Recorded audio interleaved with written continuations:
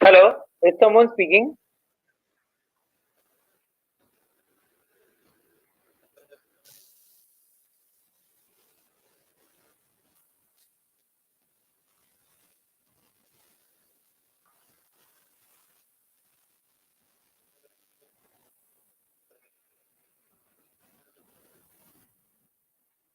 Yeah, guys, we are starting. We are starting soon.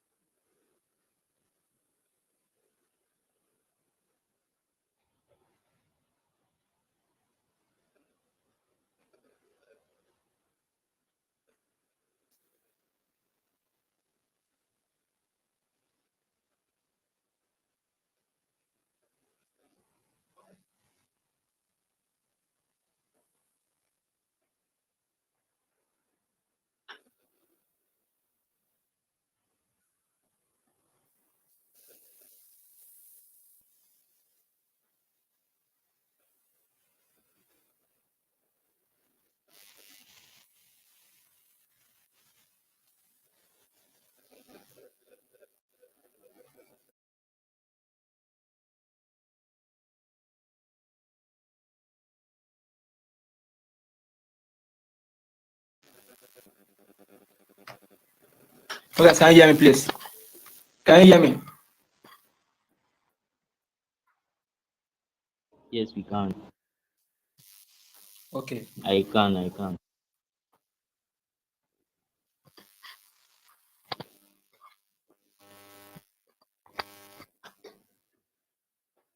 Yeah, so welcome to Eduhub community. So Eduhub Community UNILAG Web Development Workshop. So in this workshop, we're going to learn the basics of web development and become more independent in developing a login or registration form. Isn't that nice? It's very nice, please. So in this session, we will be covering some useful parts that we'll be dealing with in this workshop, like the front end and back end development. So sit down, relax, and enjoy with our system to follow along. So guys, please let's relax and enjoy.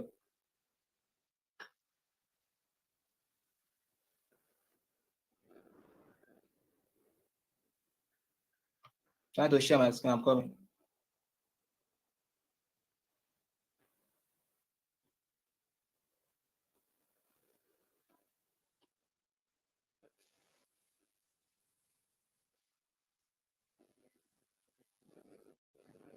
So now what we need to start up this workshop, number one, a laptop or mobile phone. With your laptop, we make use of an IDE, an editor like VS Code. With a mobile phone, don't worry. If you don't have a system, don't worry. There's an app, I've sent it in the group chat before. You can download VS Code on Play Store. There's an app called VS Code on Play Store. You can download that. You can use it to code for your mobile. So the number two one is that we are going to be using HTML and CSS to build this project, which is the front-end development. Thinking otherwise, please don't worry. We'll cover the necessary things needed in this session. So please, let's go.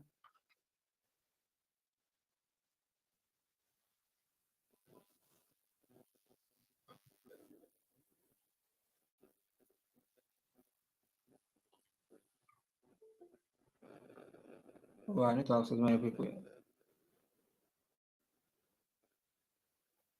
Yeah, so we have roadmap in web development.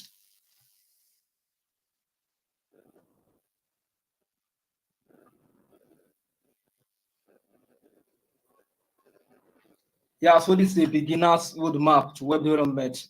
So what is web development? Number one, what you need to know as you are going along your web development journey.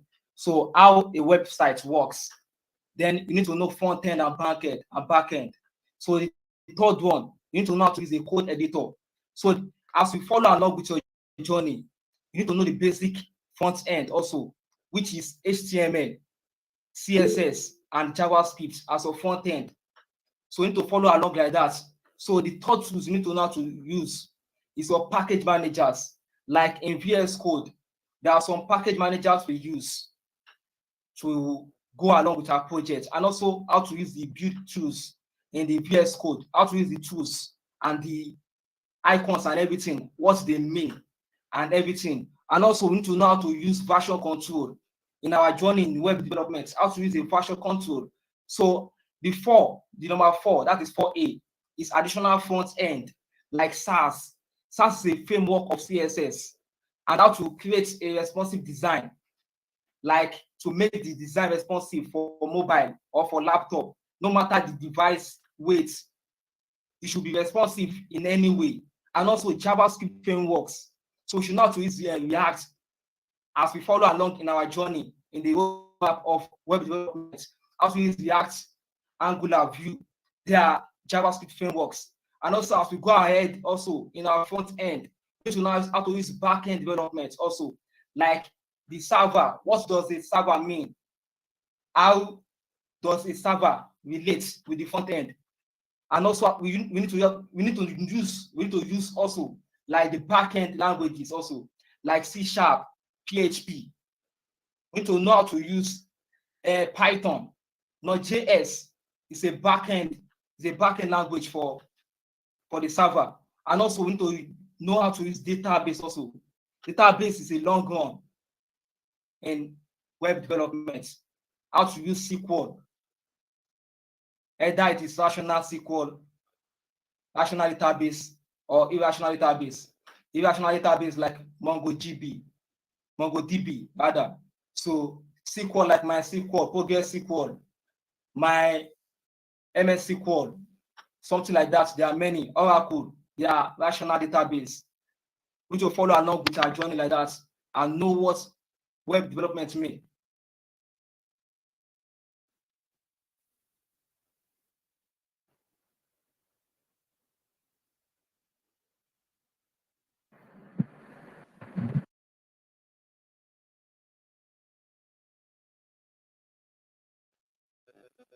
So this also how to use websites, how to use the website, front end and back end, code editor like your VS Code.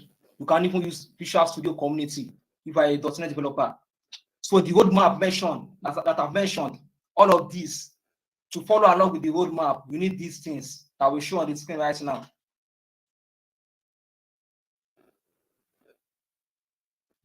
Okay, I don't have it yet. Sorry, I'm coming. So the roadmap mentioned all these things. That's what things we need to know. We need to know to follow this roadmap. Number 1, we need to know the logic, how the language is being used. Number 2, we need to know the syntax. Like if you are learning JavaScript, you need to know how to use for loops or the conditional operators, how to declare a variable, how to initialize a variable, how to create an object in JavaScript, something like that. Those are the syntax of JavaScript which we need to know. And number 3, we need to be patient in this journey, because there's always a bad day whereby your code does not seem to work. But it is patience make us to go along as we are going in this journey. And also we need to think. We need to always think. We should be creative. We should always think how to come up with new ideas, how to come up with strategies, how to come up with an option to create something, how to bring out new options, how to bring out new things into place. And also the last thing also, We need to always support your efforts. Always support your efforts is the last thing. Support your efforts. Well, maybe you are coding, maybe I don't know, you've done your code compiles. Maybe you are doing a DSA structure, I don't know, data structure and algorithm. So you are doing that, then your code compiles. Then that way you need to support your efforts. You can even clap for yourself and be happy. So in that way, that's a way of motivating yourself. It's a way of motivating yourself to do more. When you support your efforts, even if when nobody is there, you support your efforts and go on in the journey like that. So follow me along as we go.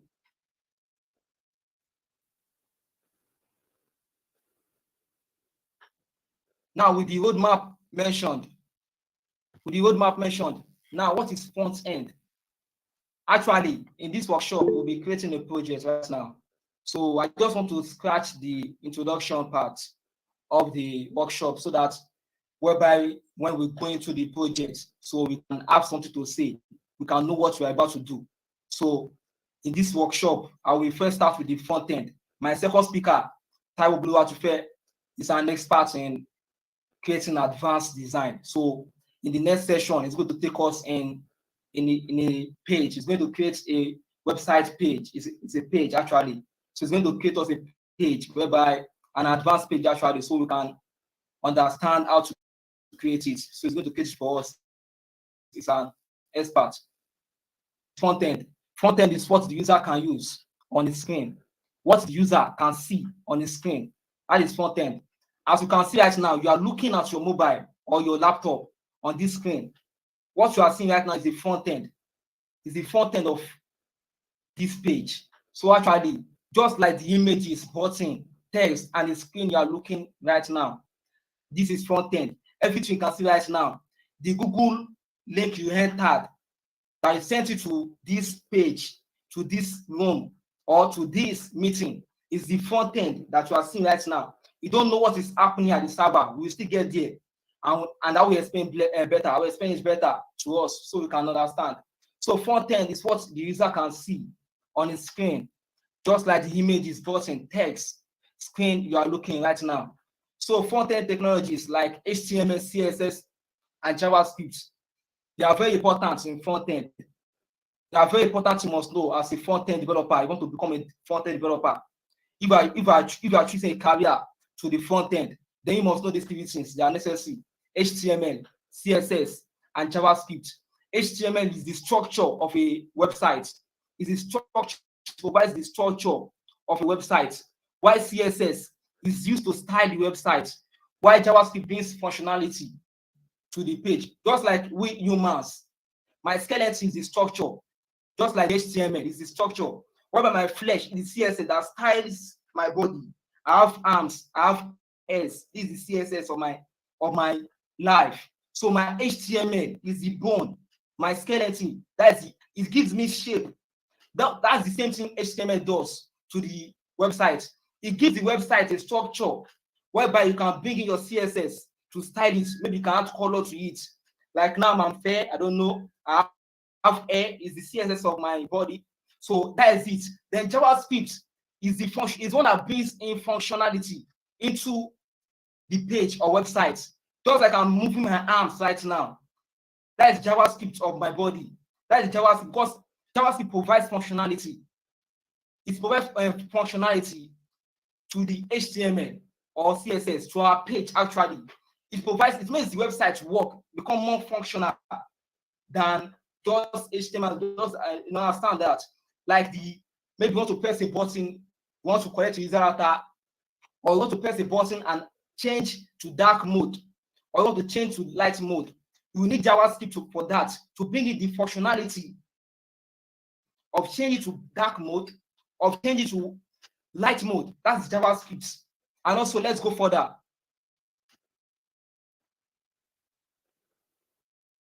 So we see a demonstration of front end right now, which I will show us. So please follow along. I'm coming.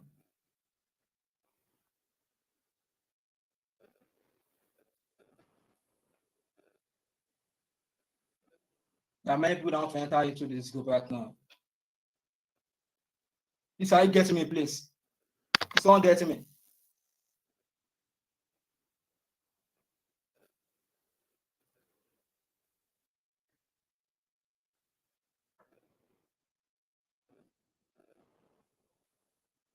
Yeah, sorry for that. Sorry. I was explaining.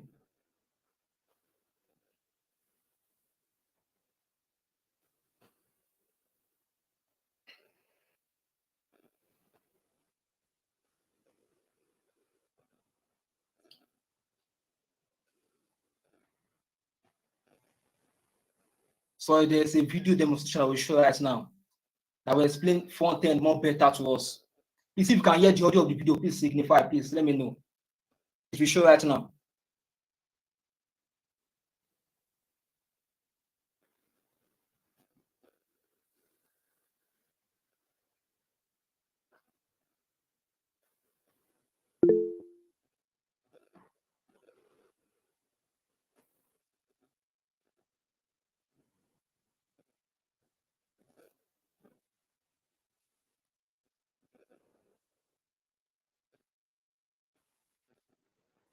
Can you hear the audio, please? Can you hear the audio?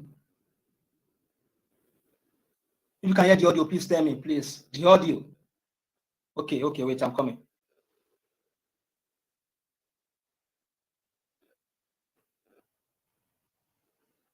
I'm coming, please.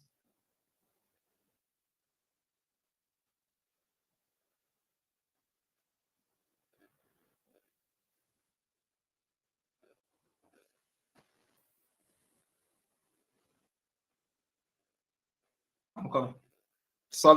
Sorry.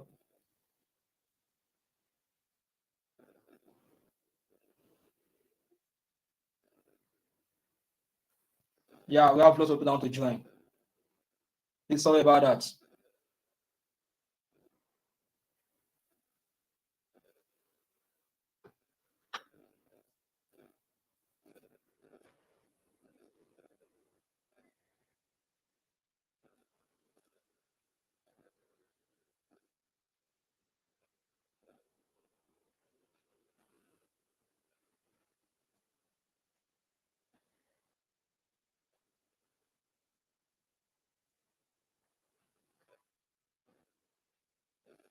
Okay.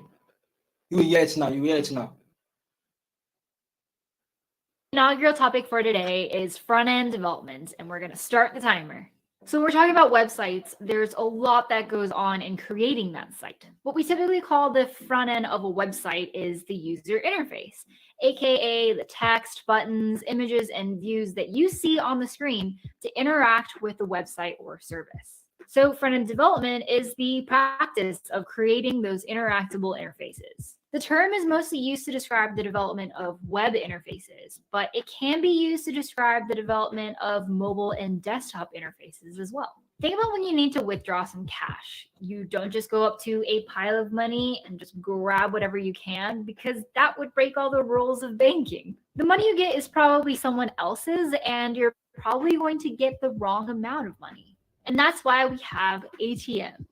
ATMs acts as an interface to make sure that you're only pulling the money that you need from the correct account. So think of the ATM like front-end development, where it enables users to interact with the data in a safe and user-friendly way. So what's in the stack, you might ask? Well, there's three main technologies that are used for front-end development. The first is HTML, which helps create the UI elements on the screen. The second is CSS, which is basically a set of rules that helps define the style of a website, including things like font, spacing, and color. And then there's JavaScript, which can also create elements on the screen through libraries. It helps handle events that are happening on screen, and it sends and receives data from the backend. And lastly, what are the important factors when working on front-end development? The first is that tooling and technologies are always changing. Always need to stay up to date with the newest stuff. The second is creating a flexible and easy to use interface that can be used by anybody. So making sure that it's accessible and that the UI works on different devices, operating systems, browsers, and screen sizes. And the last is to make sure that you can follow a spec well by being visually detailed oriented and collaborate and communicate well with product managers and designers. And that's it. That end development. Yeah, I've prepared what is front-end development right now. Let me add to my video. Yeah, that is front-end development. What you can see, what the user can see. What you can see is the front end. If you want to accept someone, sorry.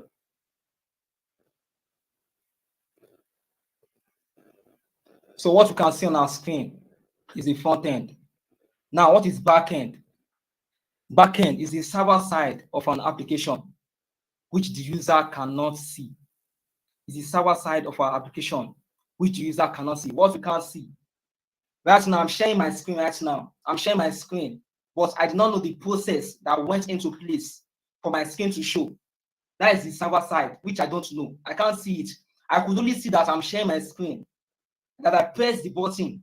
There was a process that happened during that time that allowed me to be able to share my screen right now, that I was able to share my screen. There was a process that happened, and that is the server side, which is the backend. So just like Jumia, I don't know, Jumia is like Amazon.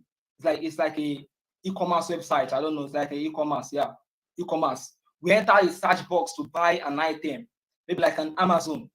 You search for, I don't know, you search for a gadget, maybe a mobile device. You want to buy a mobile device. Then you search the name of the mobile device. Then just know that this thing popped up and you saw your mobile device and you can see the mobile device. There was a process that happened during that time that happened in the server side, which you could not see that time. So there was a process that happened, and that process is the backend. That process is the backend. So there are tools that make these things, just like the database, SQL or no SQL. So we have Node.js as the language they use for the server side. We have PHP, it's a server-side language. We have Python, it's a server-side language. We have Java and we have .NET. So many of them, which are server-side language. So let's follow up with something again, which we can get and understand more.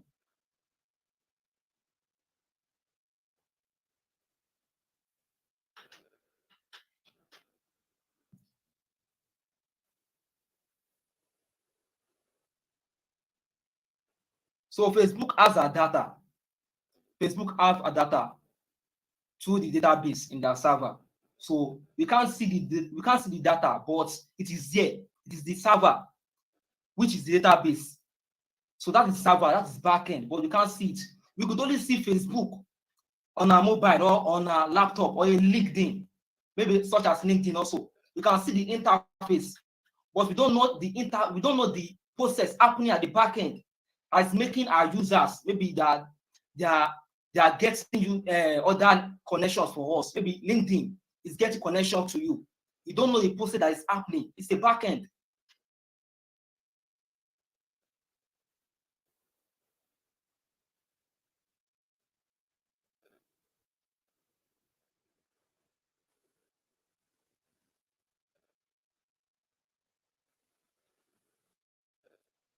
Yeah, a backend demonstration will show up again so we can understand again. Actually, I'm laying a foundation so that we can go into VS Code and The design what we topic want for to design. today is backend development, so let's start that timer. So in order to talk about backend development, let's revisit what front-end development is. It's the practice of creating user interfaces that are flexible and make it easy for a user to interact with data. Backend development is a practice of creating those plugs into the data, oftentimes called an application program interface or API. I honestly like to think of the backend as like a panel of plugs, where each plug returns a massaged subset of the data, and the panel itself hides away all the complexity of fetching from and updating to the database. Unlike front-end development, backend isn't specific to any one platform. In fact, it serves as more like a foundation that supports whatever platform sit on top of it. So to illustrate this, let's go back to our ATM analogy. So when a user wants to withdraw $40 from their account, they'll tap on various buttons on the machine, or our UI case, that then communicates to the backend to actually carry out those tasks. Now let's go back to the panel of plugs visualization. Imagine the front end plugs into one plug called Get Money. That plug actually connects to several other plugs on the wall to do the business logic. For instance, one to check that the user actually has $40 in their account, and the other to subtract that amount from their balance. Developing each of those plugs is backend development. to make sure that the user interacts with the data safely. So, what's in the stack? Well, usually it involves two types of languages. One is a server-side programming language that helps build the API itself. Commonly used are Python, Java, Ruby, PHP, and JavaScript. And the second is a SQL language to actually fetch the data from the database. And what are the important factors and skills for working in backend development? One is to have the architectural skills for making well-organized, extensible, and testable code. A big part of backend is organizing logic and data. So those skills allow for writing code with speed and quality. And the second is to communicate clearly with front-end developers. There's a myth that backend developers don't need to know anything about users, which is wrong, by the way. Backend developers are a big part of allowing users to do what they need to do to get done. So it's a joint effort between front-end developers and backend developers to write code to do just this. And that is... Yeah, in that video, she mentioned about an API. If you don't know what an API means, an API is like, I illustrate an API like a waiter in a restaurant. You know, we have the restaurants, we have where they are cooking the food, and we have like the customer that wants to buy. So the customer goes to the table and sit down. So you need to call the waiter to give you the food that is in the kitchen, or I don't know where they are serving the food. So it's the waiter that you have to call. So that waiter is the API. So it's a waiter that will bring the food to you, that will go into the kitchen and bring it to you in the interface so it can collect. So an API is something you call that is not actually in your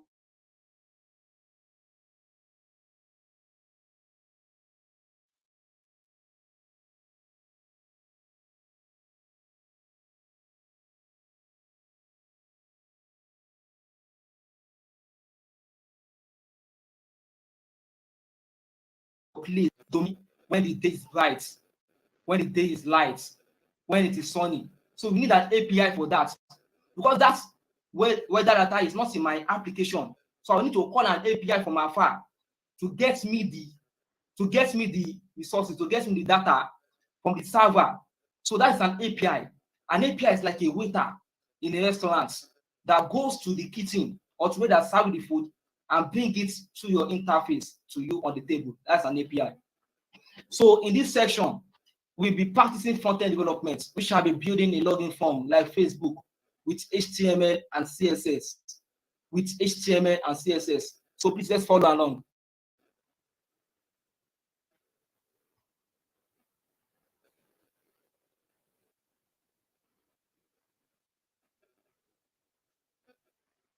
Wow.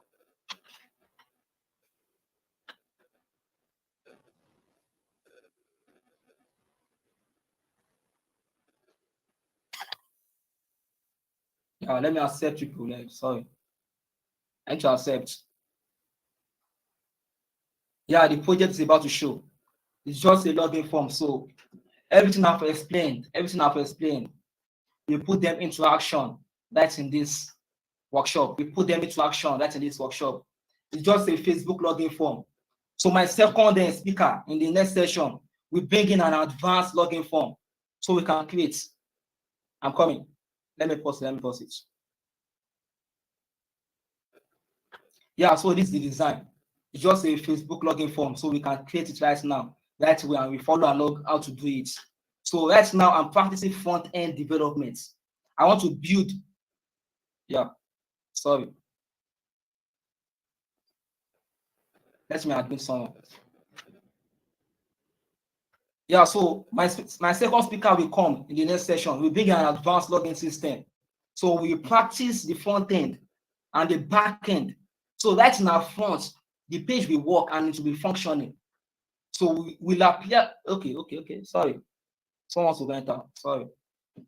So we have to apply back end and front end in that project in the next session. It's an advanced system. Trust me. That next speaker is very good. It's an expert in front end. He knows how to design better. So this is the Facebook login form, which we are going to build right now, right away. We're going to build this form right away.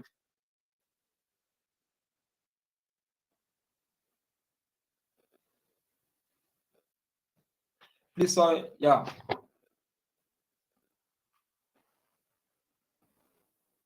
So it has a Facebook logo. Then it has where you can enter your mobile number or your email address. Then it has also password. You can input password. Then you log in. You log in, a login button. Then a link. Maybe you forgot your password, or you want to create a new account.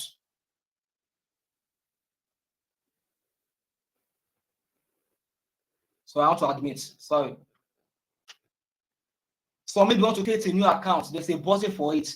So this interface, we're going to build it right away, right now.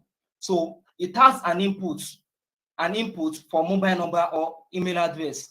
So a password, and it has a login button and also a forgotten password. And you can also create a new account.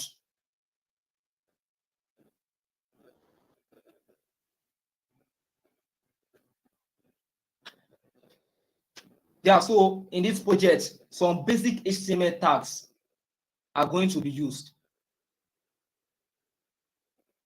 So we have the meta tag, title tag. Don't worry, these are the tags. So we'll go into them and explain what they do in a website. Actually, before I actually build this project, I want to explain how a website works. Websites work in a way that let me share my screen and show a graph. I want to show you a graph of how a website works.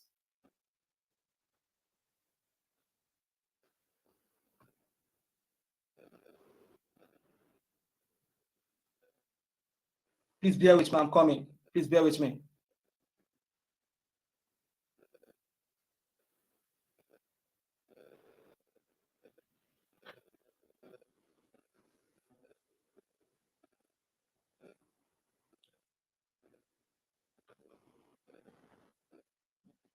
Yeah, can you see my screen?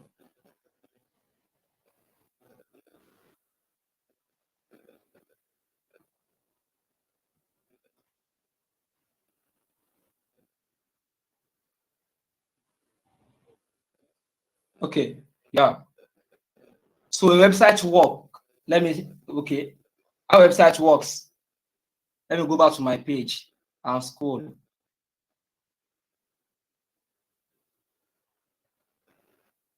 Now, how does the website work? This is a graph of the website. So this is a graph. So from this graph, that's now I'm going to use an example like www.google.com. Yeah, google.com. Let me use an example for Google. So google.com. So I go into my browser. So I enter the user website visitor. Then he pastes on his browser the URL of google.com. I put it on my Chrome. So that's the browser.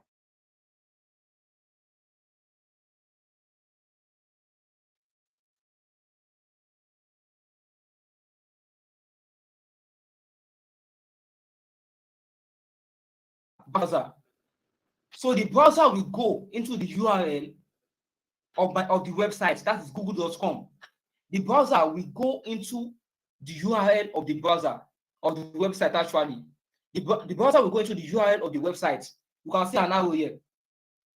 After I've entered the link onto the browser, so the browser will now send a request and go into the endpoint of the URL of google.com and actually go into the server and get all the elements, all the data it wants to get, and send in an HTTP request onto a DNS server. Then from here, it will return a response.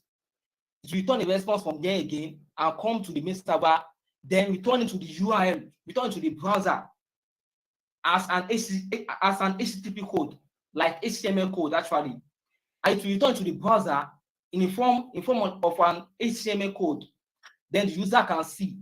If you go back, the response will return it back here, so the user can see. So the meaning is that the user enter the link of google.com into the browser. The browser will send in an HTTP request into the endpoint of the URL of google.com and go into the server and derive all the required data it wants to collect, and then send in a response of HTML code back to the user. That is the meaning. That is how a website works. It will return an HTML code back to the user, so the user can see and actually understand that, oh, this is an image. Oh, this is actually a link which I can press. So there's a process that has happened. It has gone to the endpoints, go to the server, collect all the required data, then return a response of HTML code back to the user. So let me stop sharing this and go back to my.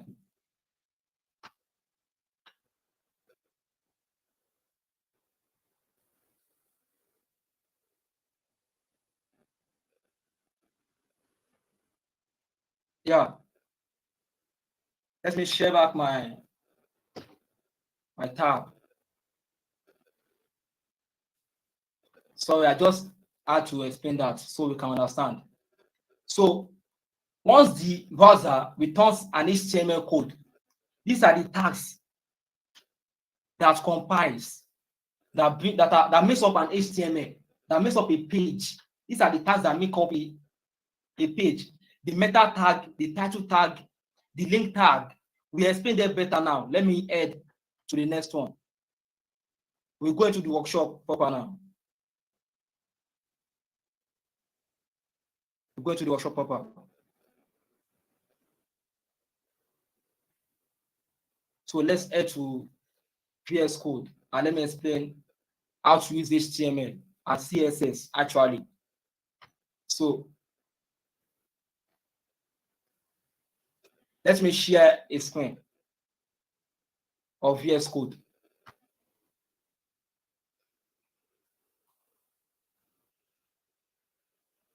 Okay, someone wants to join.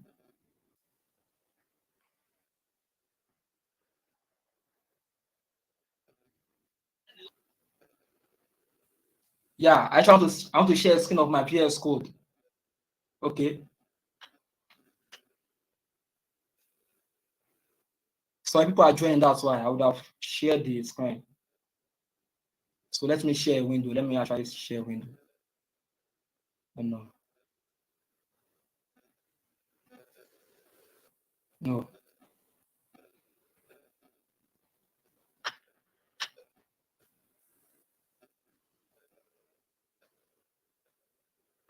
So I'm sharing my screen right now.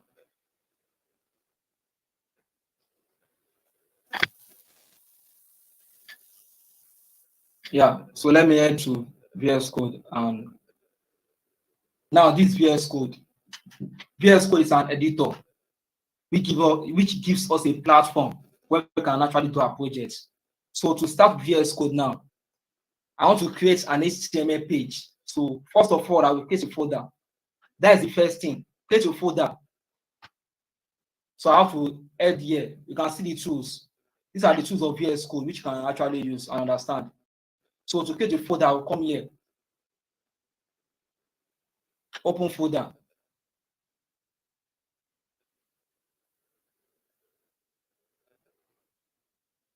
Actually, first of all, let me create a folder in my.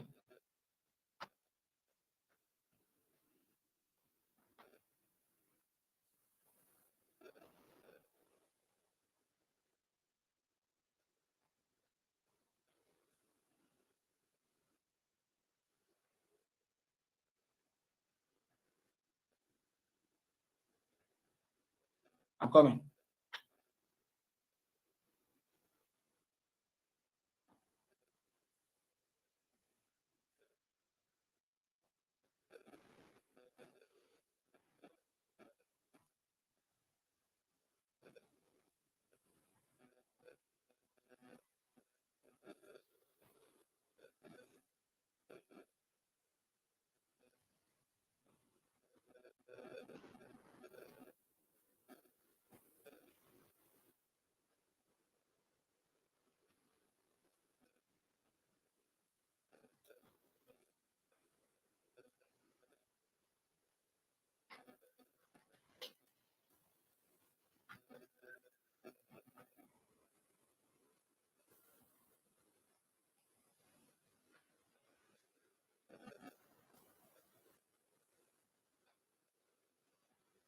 Sorry.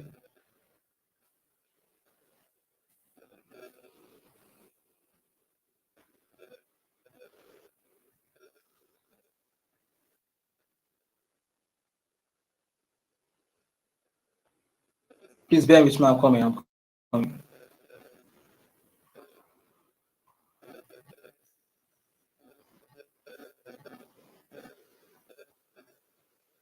Okay.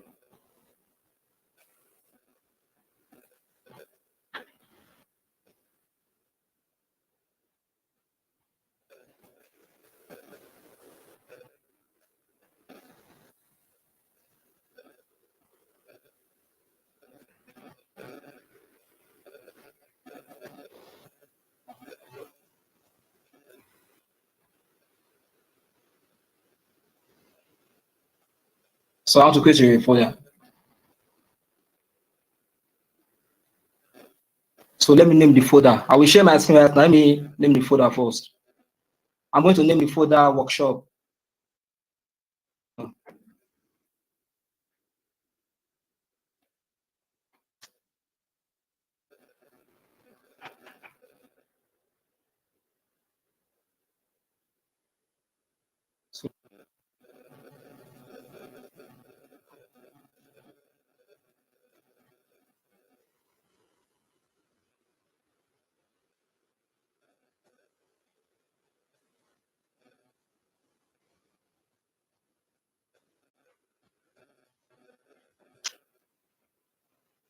So I'm sharing my screen now.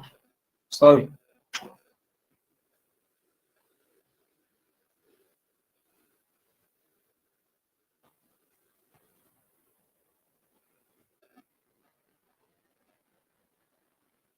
Yeah, let me go back to VS Code. Now I want to open the folder. That is the first thing I have to do. I have to open a folder in VS Code. So I have to head to my desktop. I've created a folder called workshop. So this is the folder here. Workshop, then select the folder.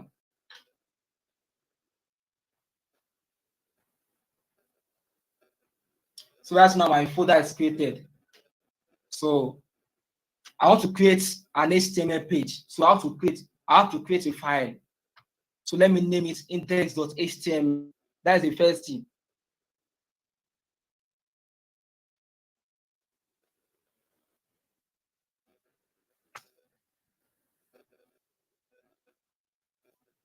So right now, this is the file name, index.html. So this is what I'm going to write. I'm going to be writing all my HTML code in this place. Right here, I'll be writing my HTML code. So first of all, I want to download something. I want to download an extension. I need an extension called Lifesaver, so that I'll not need to do it myself. So automatically my page will load after I've saved my project. So it will load on a Lifesaver. So I'll add here to the extension and download an extension called Lifesaver. So there's an extension called Lifesaver. Is it here? Wait. Okay. I'm coming. Okay, I have it already. So I have to install it back. This is my last server here. So I have to install it back. So let me go back to my HTML. So the first thing you need to do is that this is a page where you actually have to add those HTML tags. You add the HTML tags into them. So the first thing you need to do is to create an HTML tag.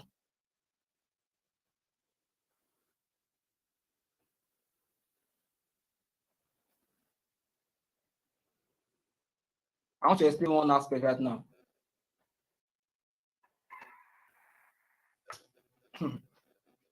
Now, this is a tag HTML.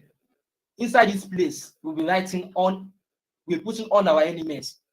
We want to put a meta tag. This is where my body will be. This is where the footer will be, and the head of my website will be inside this HTML tag. And there's one thing again, I forgot one thing again. There's something called doc type. It's something very useful. That's what the browser will first look into before your page actually runs. See, without this tag, doc type HTML, our page will not run. Because I have explained how a website works. If I load this my website, the first thing my browser will go into, it will first check. I call it an ID card. I call it an ID card. This is the ID card of my website. This doc type HTML, this one is the ID card of my website. Once I put my URL into the browser will go into this HTML code and check if this thing is here. I always call it ID card. If it's not there, if the response is negative, then it will return an error that no, the page can't be shown. But if it is positive, it means it is present. Then every of my elements I've put into this HTML will begin to show. So without this tag, my page will never show because the browser does not recognize it as an HTML. So that's the meaning. If you forget this tag, your page will not show. So the first thing and the next I need to add right now is my head. So let me put this is a tag called head. There's a tag called head. Now this head contains where I will put my title, the title of my page. Whether my page is called home, I don't know, or about anything. This is where you put your title. This is where you put your meta tag. Anything you want to put will be in this head. And there's also a body tag also.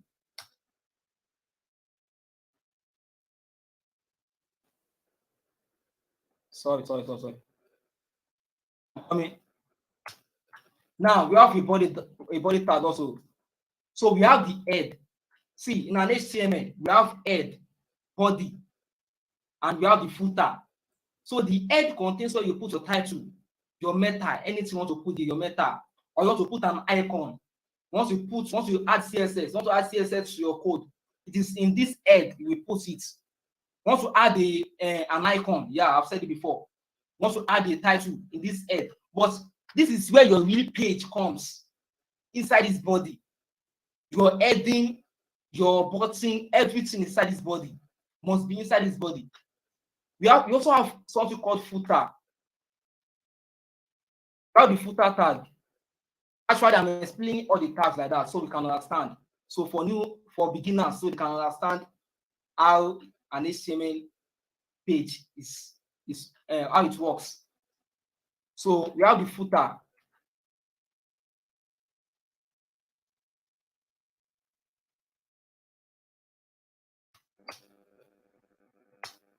You have the HTML. In an HTML, you have the HTML tag, you have the head, I have the body, and I have the footer. My footer is where I want to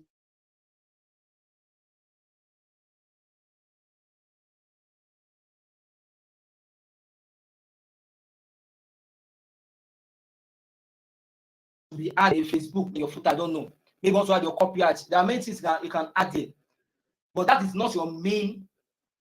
The footer is just where you can add maybe like a sub page of your website. But your body is where you can add the main thing you want to add.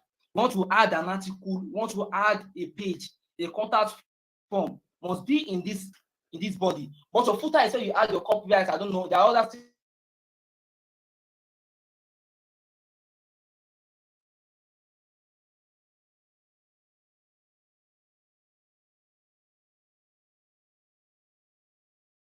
Go to my head right now. So there's a tag called meta. Oh, okay.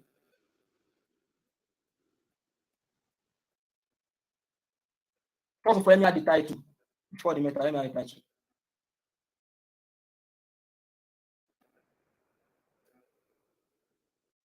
Now this is the title tag. Don't put your title in the body. You put inside the head. So let me name this web development workshop.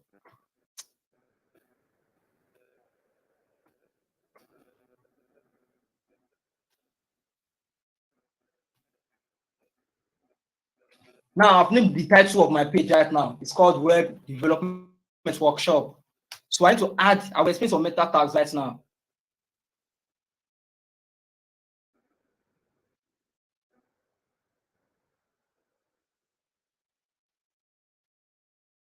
If I'm coming.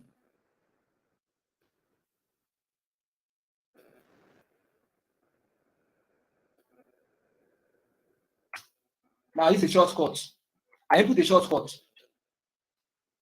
So now I have the doc type, the body. Let me add the footer.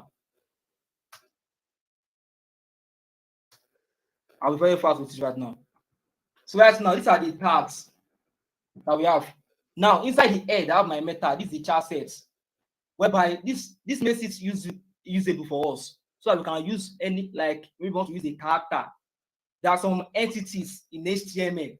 Maybe we want to add a copyright symbol. There's a symbol for copyright. Know that symbol. It looks like C, a copyright. So without this thing, you can't use those entities. You can't use the space entity, or maybe you want to add maybe an entity for maybe for and there are many symbols that you can use that are in the entities. So without this thing, you can't use entities in our HTML. So also have the meta tag, which is called, the name is what? HTTP equivalent. Then this one is it makes it able for us, for the browser to recognize it. And also have the meta, which is the name, viewport. This is the responsiveness of the page. So it can be responsive. Maybe you are expanding your code, you are expanding it. This is the usefulness of it. So meta, this is what causes everything. What makes your page responsive. Without this thing, your page will be deformed. Your page will be deformed. It won't be given into shape. So it will be deformed. This makes our page be informed, no matter the device. So this is my title. Let me change the title back.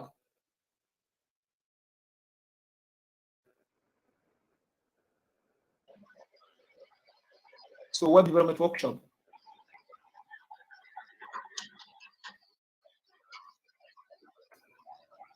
Sorry.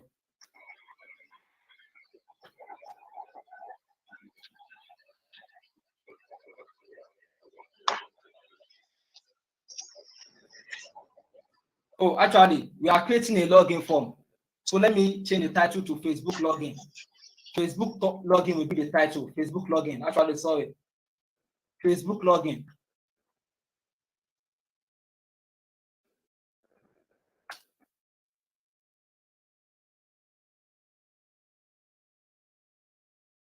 So now my tag is like that.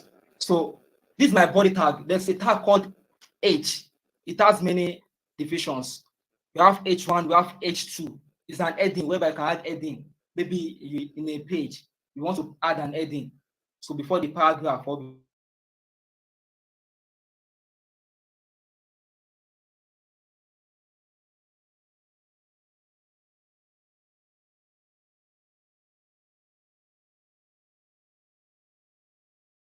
before the text, you have one.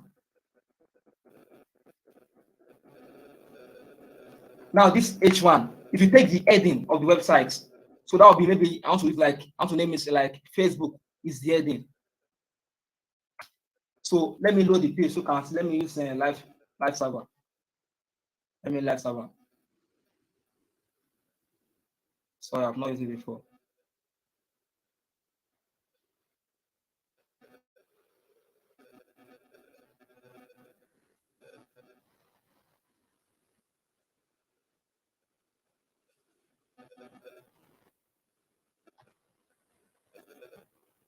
I'm coming.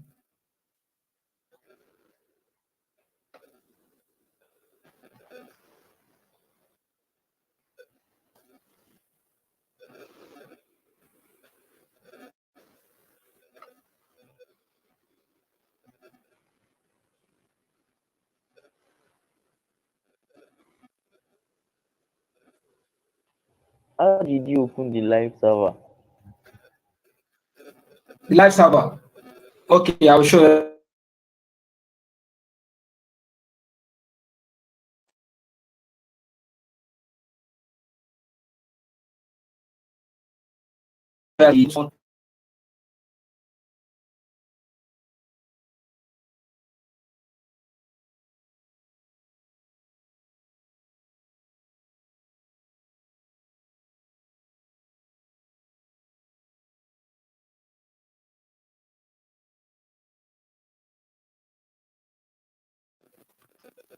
Let me go to live server back.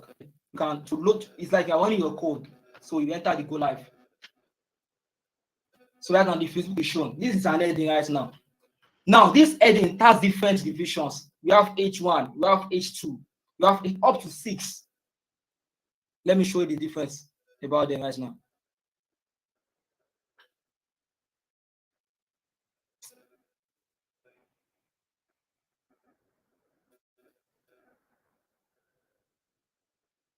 Sorry.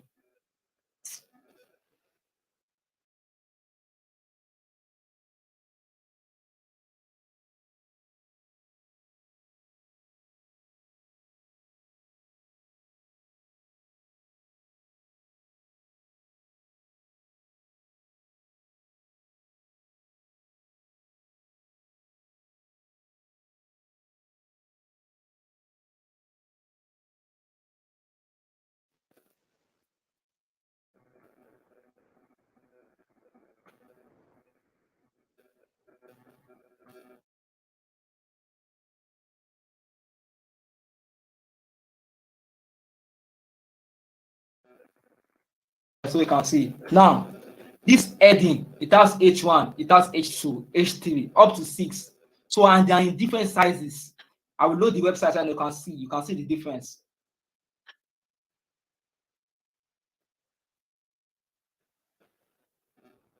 Now do you see it?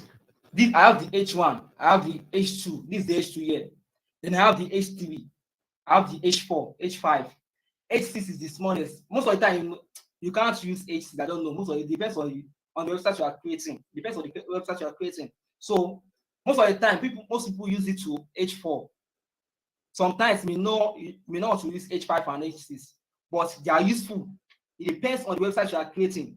You may want to need to use H6, H5, H1. But when you are starting, most of the time they use H1 as the first one.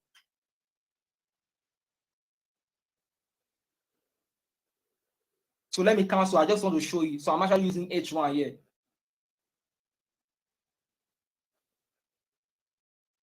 So there's also a tag called paragraph. We use to add text onto our page. It's called paragraph. The symbol is P. Actually, I've gone straight to the project, but there are many beginners here that are telling me that I should show the tags and the basic part of the design. So this is a tag right here. You have the P. It's a paragraph tag where you can add the text. I don't know what you want to add. Let me add the missing word generator. Let me add it. Okay. Very well like that.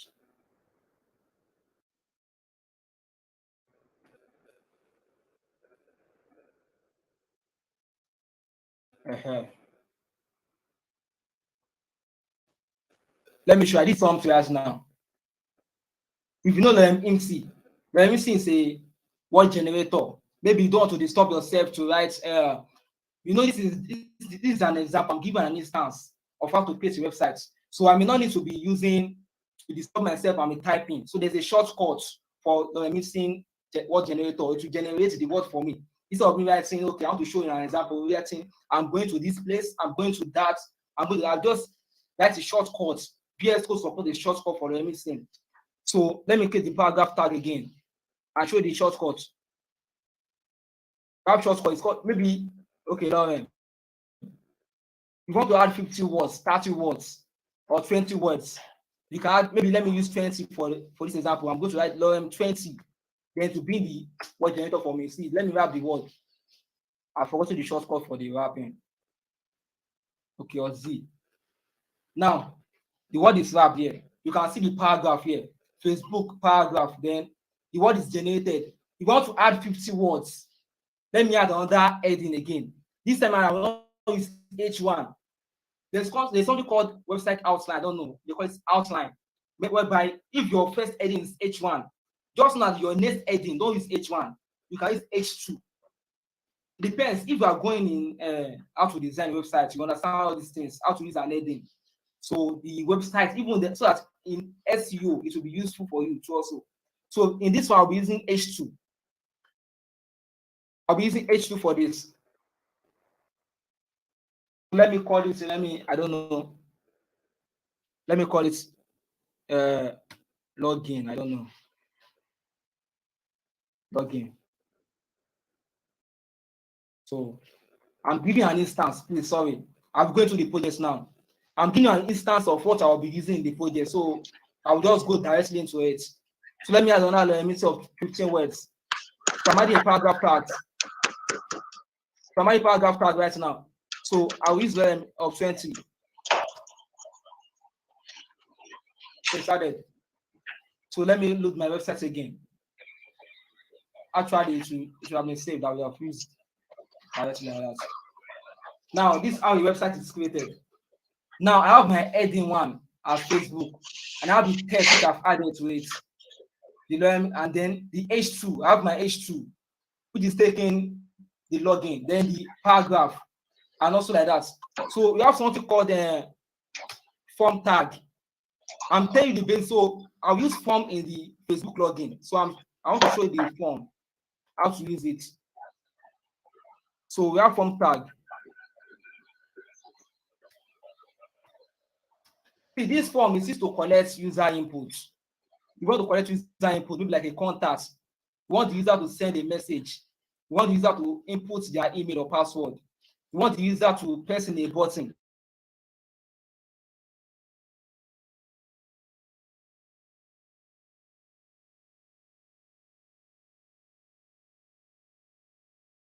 Everyone is collecting all the method will come out so we can understand again. There's a shortcut for it. Let me write the shortcut. So form has two methods. You can post and you can get. When this space I'll be getting here. So form get, you bring all the things necessary. So in the form we have action, an action attribute. We have a method attribute. The method attribute is whether I want to post or you want to get. Whether I want to post or you want to get. The action, this one goes to the backend. This way you link your backend, I will collect the user input. Then maybe to set to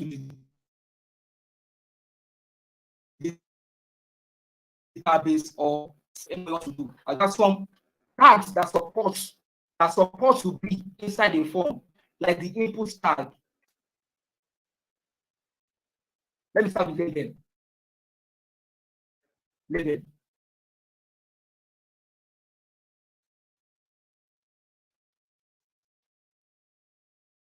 Let me call its name. You can see I'm actually putting the what is representing the label. What is representing the label? Label, let me use name. Name is representing label here. It's representing label here. So this label is used for only form only. It is used in only form only. So label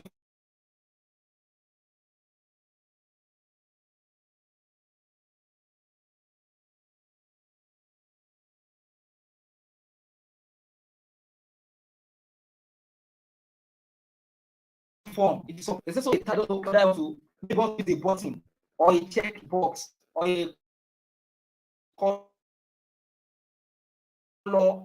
a input that. So in this case, I'll be collecting text. Text because name is a text. It is not an email. My name is not an email, so I will be collecting. Okay, it's not time actually text.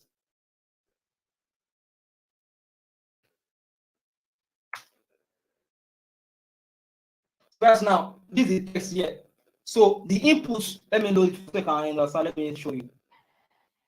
I don't want to go there again.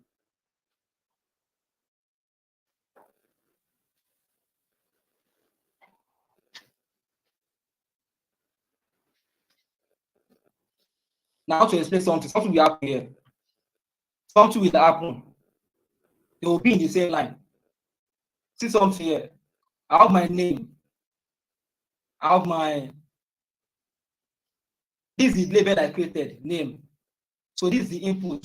Where can I put text? You see this one is collecting a text right now. So before that, let me collect.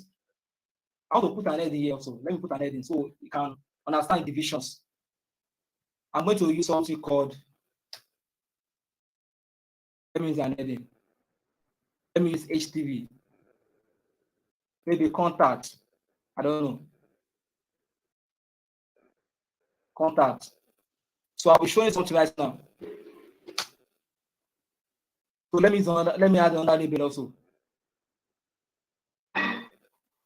Before that, see, in elements, we have inline elements and we have block elements. We have inline elements and we have block elements. inline elements are the elements that stays on the same line. They stay on the same line. Sorry. Inline elements stay on the same line. While block elements, they go to the next line and dominate that area.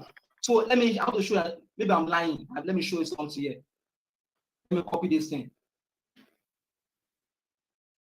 I'll show you something right now. I don't know, maybe this one will be email. I want to collect email.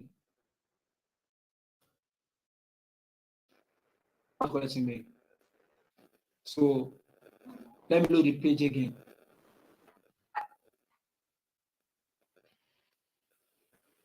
This one here.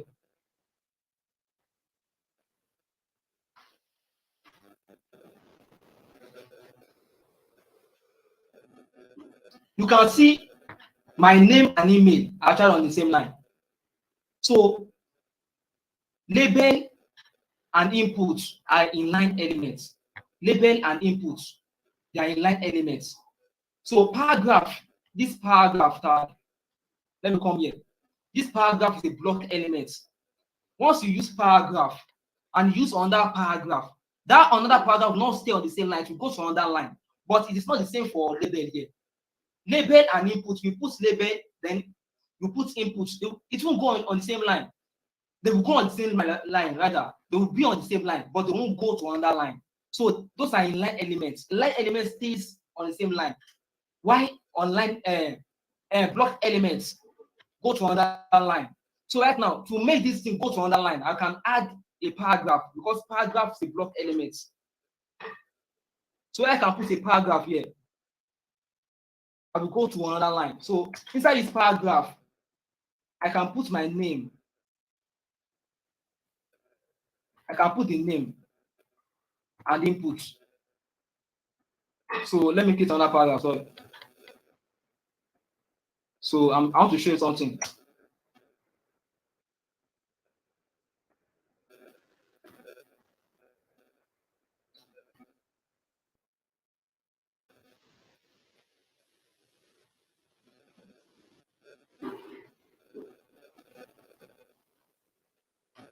Now you see what I'm saying. You can see now that's gone to the other line. That's gone to the other line. So which means we have inline elements and we have block elements. Heading is a block element. Paragraph is a block element. We have many. We also have div too. We have go there also. And also before that, we have something called inline CSS. If you know CSS, let me come here. I will explain everything one by one. Look at this heading here. This is my Facebook. Heading 1. I want to add, I don't like it. It is black here. I don't like it. I want to add it to a blue, maybe blue. I don't know. Facebook is always blue. So there is a property for it that you can use in a line. It's called style. Style. So style is used to add in line. And it is used to add in line. It is a inline element. An inline element. How am I saying? Sorry. How about I show you?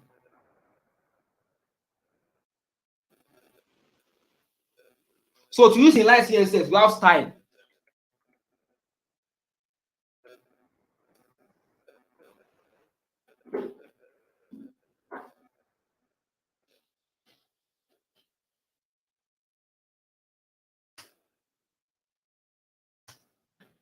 So that's now. There is a property for it. It's color. I want to change the color of Facebook. So I have to use color. So I want to use blue. So blue, let me load the page again. It will show.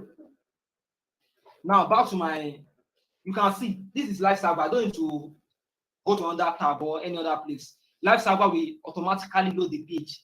So Facebook, this is an inline CSS. So I can even change the background, but I don't need background in this one. You want to add background. You can go further here. You can add background here. See, you have background. You want to add inline, say you have background size, background color. You want to add the color, you can add maybe I want to add maybe like brown. Or let me add, okay, let me use brown.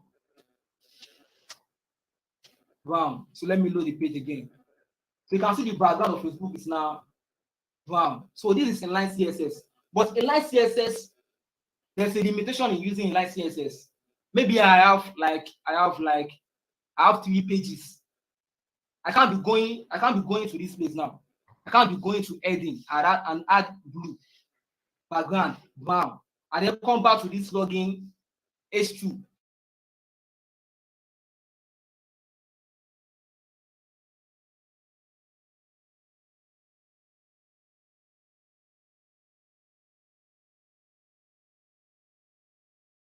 And add the same thing I've added here. So it's taking much of my time. So that's why we have.